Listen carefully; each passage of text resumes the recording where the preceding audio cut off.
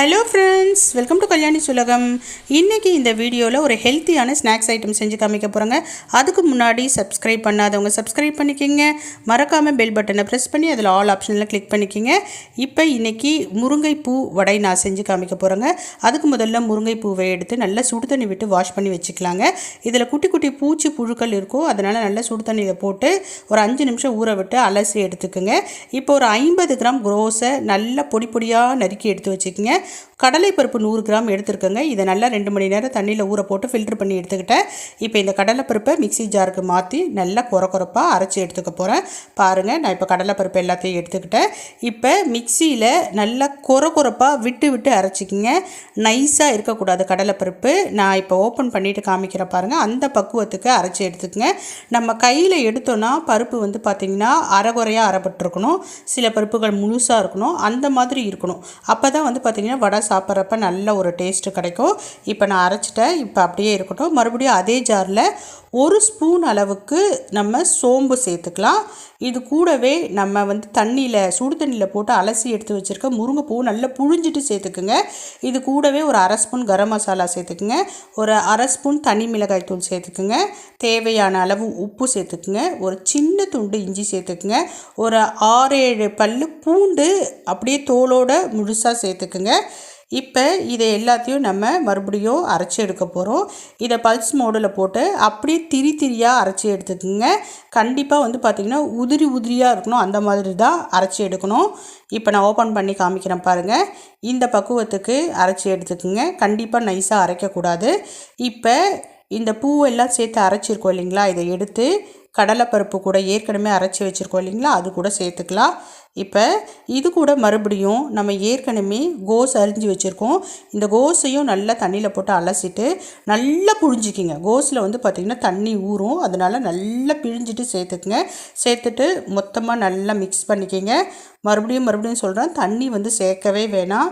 இந்த கோஸில் இருக்க தண்ணியே போதுமானதாக இருக்கும். இப்போ நான் கலந்துட்டேன். இது கூட கொஞ்சமாக பச்சை மிளகாவை நல்லா பொடியாக நறுக்கி சேர்த்துக்குங்க. இது கூடவே கடைசியாக முக்கியமான பொருள் என்னன்னு பார்த்தீங்கன்னா, முருங்கைக்கீரையை ஃப்ரெஷ்ஷாக பறித்து அப்படியே அலசி தண்ணி இல்லாமல் சேர்த்துக்குங்க. முருங்கைக்கீரை வந்து பார்த்திங்கன்னா இளம் கீரையாக இருக்கணுங்க. முத்தின கீரையை போடாதீங்க, கசக்கும். இளம் கீரையாக பார்த்து போட்டுக்கங்க. இது கூடவே 3 ஸ்பூன் அளவுக்கு நம்ம வந்து பார்த்திங்கன்னா பச்சரிசி சேர்க்கணும். நான் வீட்டில் அரைச்ச மாவை வந்து சேர்த்துக்கிறேன். நீங்கள் கடையில் வாங்கின மாவாக இருந்தால் கூட சேர்த்துக்கலாம். இப்போ மொத்தமாக எல்லாத்தையும் கலந்து கொடுத்துக்கலாம். கலந்துட்டு ஒரு 5 நிமிஷம் மட்டும் தட்டு போட்டு மூடி வச்சுக்கலாங்க. இப்போ இது ஊறுறதுக்காட்டியும் நம்ம ஸ்டவ் ஆன் பண்ணி நம்ம ஒரு கடாய் வச்சு அதில் வந்து பார்த்திங்கன்னா எண்ணெய் விட்டுக்கலாம் பொரிக்கிறதுக்கு. இது இப்போ காஞ்சி ரெடி ஆகிடும். இப்போ நம்ம 5 நிமிஷம் ஆயாச்சு. அந்த மாவை ஓப்பன் பண்ணி காமிக்கிறேன் பாருங்கள். மாவு இப்போ சூப்பராக ரெடி ஆகிடுச்சு. இப்போ இந்த மாவை எடுத்து இந்த மாதிரி எடுத்து உருட்டிக்கிங்க. நல்லா உருட்ட வருங்க, கையில் ஒட்டாது. இதை வடையாக தட்டி நம்ம இப்போ காஞ்ச எண்ணெயில் போட போகிறோம். எண்ணெய் வந்து பாருங்கள் காஞ்சிச்சு. இப்போ இதில் நம்ம வடை மாதிரி தட்டி போட்டுக்கலாம். என்ன ஷேப்பில் வேணாலும் தட்டி போட்டுக்கலாம். வடை மாதிரி தட்டி போடுறப்ப நல்லா வேகும். இப்படி வந்து பார்த்திங்கன்னா நான் தட்டி போட்டுக்கிறேன். ஸ்டவ்வை வந்து பார்த்திங்கன்னா மீடியம் ஃப்ளேமில் வச்சுக்கிங்க.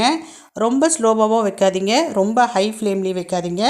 ஹை ஃப்ளேமில் வச்சிங்கன்னா மேலே மட்டும் வெந்த மாதிரி இருக்கும், உள்ளே வந்து பார்த்திங்கன்னா வேகாமல் மாவாக இருக்கும்.